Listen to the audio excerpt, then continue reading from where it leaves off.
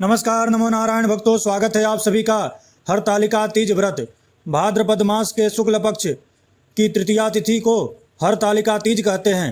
तृतीया तिथि का प्रारंभ 5 सितंबर 2024 गुरुवार को दोपहर 12:21 पर हो रहा है। तृतीया तिथि की समाप्ति 6 सितंबर 2024 शुक्रवार को दोपहर में 3:01 पर तृतीया तिथि समाप्त हो रही है। तो उदया तिथि के अनुसार हरतालिका तीज का व्रत सभी माताओं बहनों को 6 सितंबर 2024 शुक्रवार को करना है। भक्तों, हरतालिका तीज का व्रत कुमारी कन्या को मनचाहा वर मनचाहा पति की प्राप्ति कराता है और जो सौभाग्यशाली माताएं बहनें हैं उन्हें हरतालिका तीज व्रत करने से अखंड सुहाग, अखंड सौभाग्य, पति का लंबी आयुष्य प्राप्त होता है। इस दिन शिव और पार्वती की मिट्टी रेत की प्रतिमा बना करके पूजा किया जाता है और उसका विसर्जन कर दिया जाता है।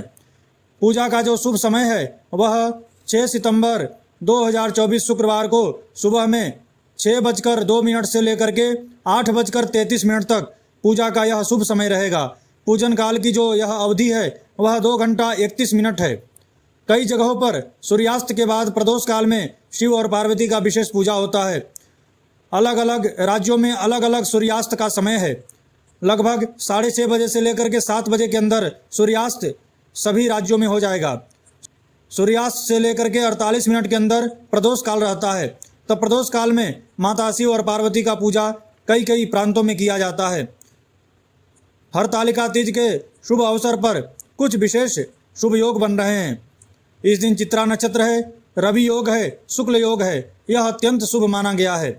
सुबह में 9:25 से लेकर के रवि योग प्रारंभ हो रहा है। अगले दिन 7 सितंबर 2024 शनिवार को सुबह 6:02 पर रवि योग समाप्त होगा। भक्तों, यह हरतालिका तीज का व्रत अत्यंत माताओं बहनों के लिए एक वरदान है। यह हरतालिका तीज का व्रत निर्जला रहा जाता है। इसके अंदर जल भी नहीं पिया जाता है। किसी प्रांत में शिव और पार्वती का पूजा सायंकाल करने के बाद माताएं पानी पी लेती है। अगर जो लोग असमर्थ हैं, निर्जला हरतालिका तीज का व्रत नहीं कर सकती हैं माताएं बहनें, उन्हें नमक के बिना भोजन करना चाहिए। 6 सितंबर 2024 को निर्जला हरतालिका तीज का व्रत सभी माताओं बहनों को करना चाहिए।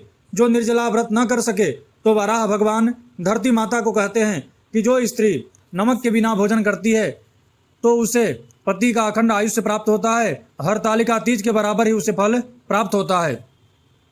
सनातन गोस्वामी नारद जी को बताते हैं कि जो स्त्री हरतालिका तीज का व्रत करती है वह माता पार्वती की सहेली बनती है।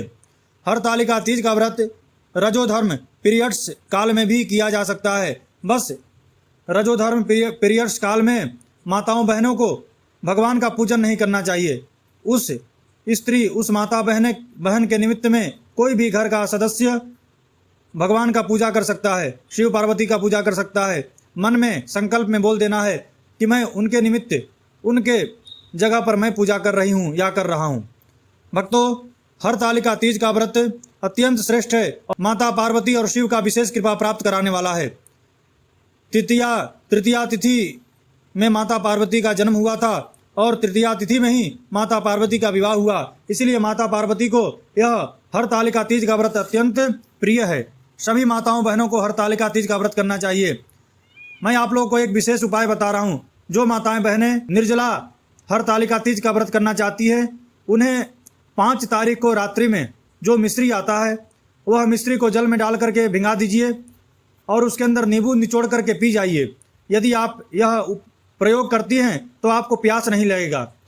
प्यास लगने से, कंठ सूखने से यह प्रयोग आपको बचाता है। तो यह मिश्री का प्रयोग करें। हरतालिका तीज का व्रत सभी माताएं बहनें अवश्य करें। यह कठिन व्रत है। हरतालिका तीज के रात्रि में जागरण करने की महिमा है। सभी माताओं बहनों को रात्रि जागरण करना चाहिए। जो माताएं बहनें रात्रि जागरण करती है उसे हरतालिका तीज का विशेष फल प्राप्त होता है। हरतालिका तीज का व्रत कथा सुनना चाहिए। प्रातःकाल पूजन करने के बाद जो सायंकाल पूजन करती है वह माताएं बहनें सायंकाल पूजन करने के बाद हाथ में फूल, चावल, अक्षत लेकर के हरतालिका तीज व्रत की कथा भी श्रवण करें। भक्तों, हरतालिका तीज व्रत के दिन जो माताएं बहनें उपवास करती हैं उन्हें एकादशी के दिन दातुन भी नहीं किया जाता है। और हरतालिका तीज का व्रत जो आप लोग को करना है वह निर्जला व्रत करना है। तो आप जो ब्रश और पेस्ट से मुंह न धोवें, क्योंकि जो पेस्ट होता है, कोलगेट होता है, उसके अंदर नमक और केमिकल होता है। इससे आपका व्रत भंग हो सकता है। तो आप उस दिन चाहें तो दातुन कर सकती हैं।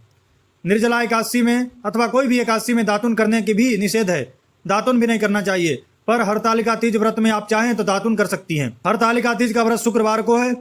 सभी माताएं बहनें नियम पूर्वक हरतालिका तीज व्रत की कथा का श्रवण करें, व्रत करें और अपने सुहाग को अटल और अचल रखें। जो कन्याएं मन इप्सित, मन के अनुरूप वर की प्राप्ति करना चाहती हैं, उन्हें भी हरतालिका तीज का व्रत करना चाहिए। आप सभी को श्री हरि, आप सभी को नमो नारायण। सभी माताओं बहनों को हरतालिका तीज की शुभ मंगलमय बधाई।